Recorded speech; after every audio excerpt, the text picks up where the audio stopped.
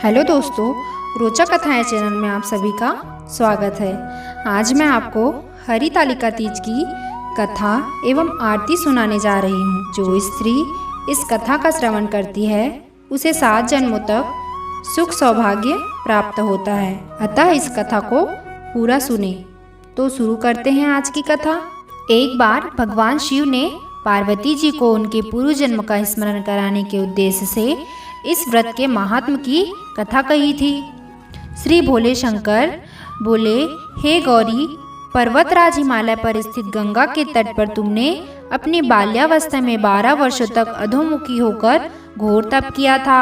इतनी अवधि तुमने अन्न न खाकर पेड़ों के सूखे पत्ते चबाकर व्यतीत किए थे। माघ की विकराल शीतलता में तुमने निरंतर जल में प्रवेश करके तप किया।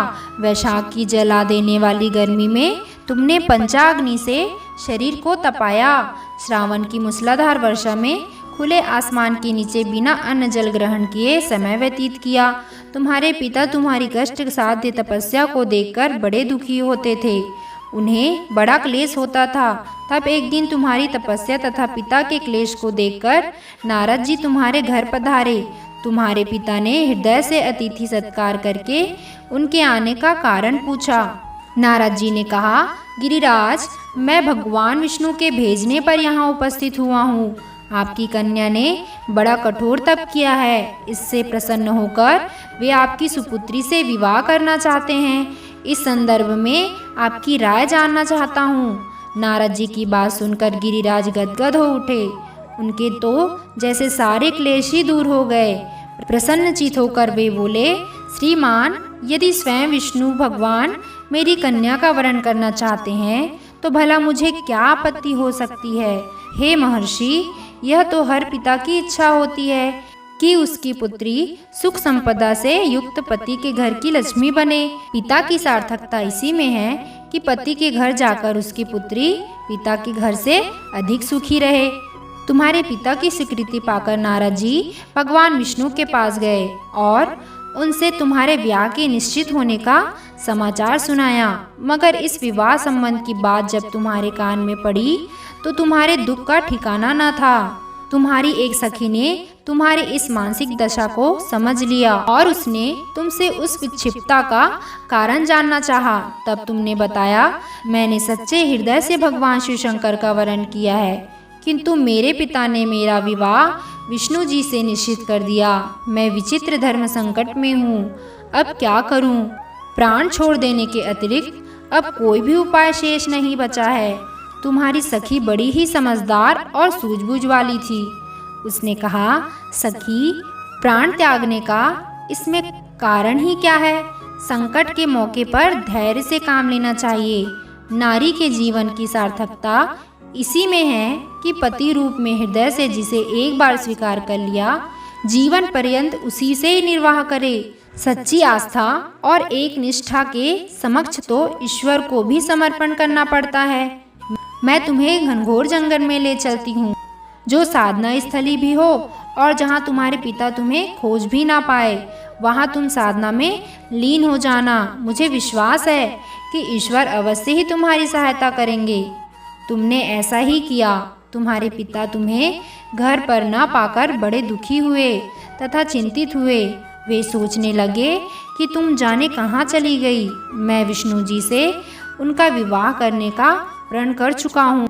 यदि भगवान विष्णु बारात लेकर आ गए और कन्या घर पर न हुई तो बड़ा अपमान होगा। मैं तो कहीं मुंह दिखाने के योग्य भी नहीं रहूँगा। यही सब सोचकर गिरिराज ने जोर शोर से तुम्हारी खोज शुरू करवा दी।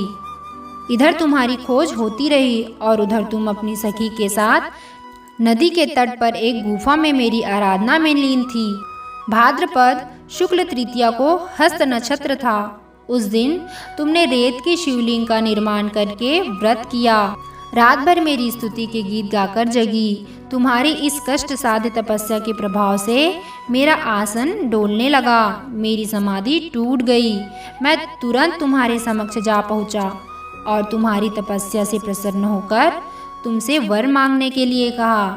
तब अपनी तपस्या के फलस्वरूप मुझे अपने समक्ष पाकर तुमने कहा, मैं हृदय से आपको पति के रूप में वरण कर चुकी हूँ।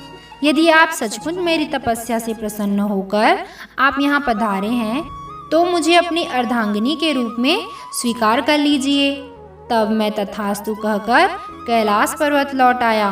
प्रातः होते ही तुमने पूजा की समस्त सामग्री को नदी में प्रवाहित करके अपनी सहेली सहित व्रत का पारण किया। उसी समय अपने मित्र बंधु व दरबारियों सहित गिरिराज तुम्हें खोजते खोजते वहां आ पहुँचे और तुम्हारी इस कष्ट साध्य तपस्या का कारण तथा उद्देश्य पूछने लगे। उस समय तुम्हारी दशा को देखकर गिरिराज अत्यंत दुखी हुए और पीड़ा के कारण उनकी आंखों में आंसू उमड़ आए थे।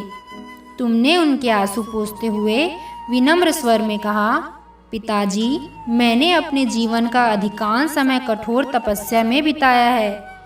मेरी इस तपस्या का उद्देश्य केवल यही था कि मैं महादेव को पति के रूप में पाना चाहती थी। आज मैं अपनी तपस्या की कसौटी पर खरी उतर चुकी हूँ। आप क्योंकि विष्णु जी से मेरा विवाह करने का निर्णय ले चुके थे, इसलिए मैं अपने आराध्य की खोज में घर छोड़कर चली आई। अब मैं आपके साथ इसी शर्त पर घर जाऊंगी कि आप मेरा विवाह विष्णु जी से न करके महादेव जी से करेंगे। गिरिराज मान गए और तुम्हें घर ले गए।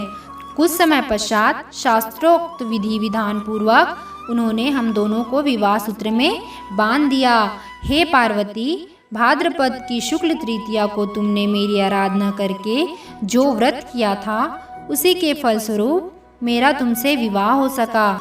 इसका महत्व यह है कि मैं इस व्रत को करने वाली कुंवारियों को मनवांछित फल देता हूँ।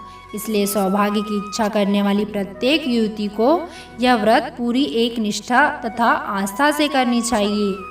तो यह थी हरितालिका तीज की व्रत कथा। बोलो भगवान शंकर और माता पार्वती की जय।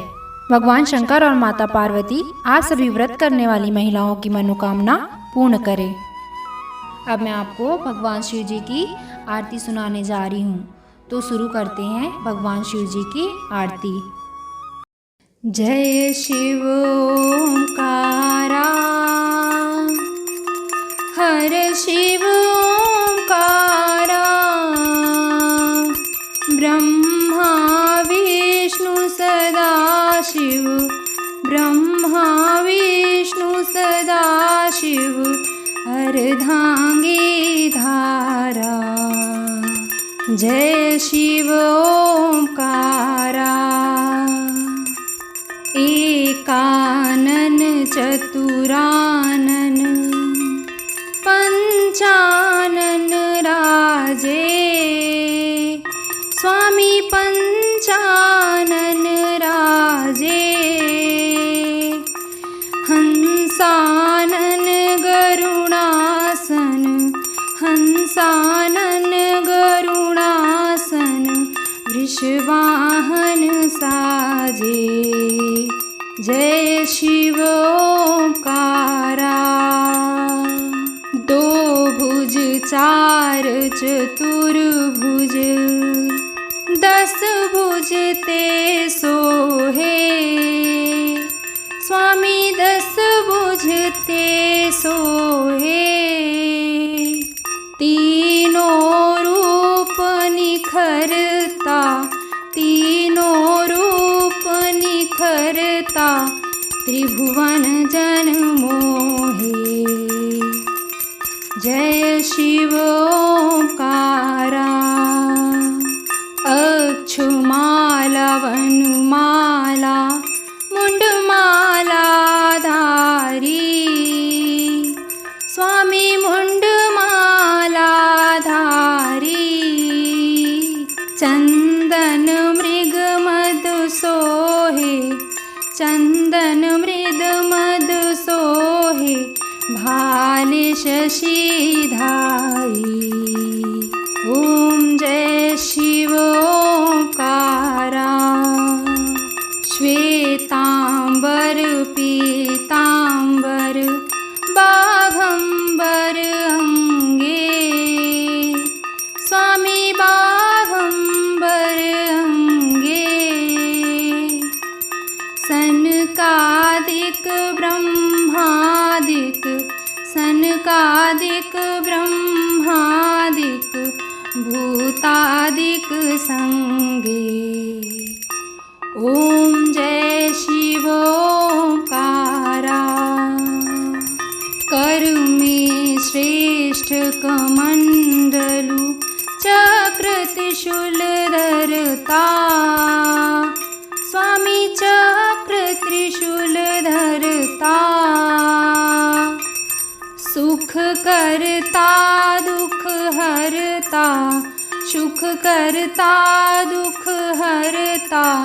जग पालन करता। ओम जय शिव ओंकारा।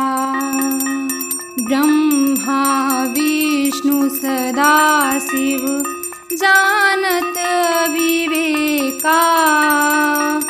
स्वामी जानत विवेका। प्रणवाक्षर दो मध्ये। प्रणवाक्षर दो मध्ये। ये तीनों एका। ओम जय शिव ओंकारा। त्रिगुण शिव की आरती जो कोई नर गावे। स्वामी जो कोई नर गावे। कहत शिवानंद स्वामी। कहत शिवानंद स्वामी। मन वांछित फल पावे। ओम जय शिव ओंकारा। ओम जय शिव ओंकारा। हर शिव ओंकारा। ब्रह्मा विष्णु सदा शिव। ब्रह्मा विष्णु सदा शिव। अर्धांगी धारा। ओम जय शिव ओंकारा। बोलो भगवान शंकर और माता पार्वती की जय। आशा करती हूँ आपको यह वीडियो पसंद आया होगा, तो प्लीज़ मेरे इस वीडियो को लाइक कीजिए, मेरे इस चैनल को सब्सक्राइब कीजिए और ज़्यादा से ज़्यादा शेयर कीजिए।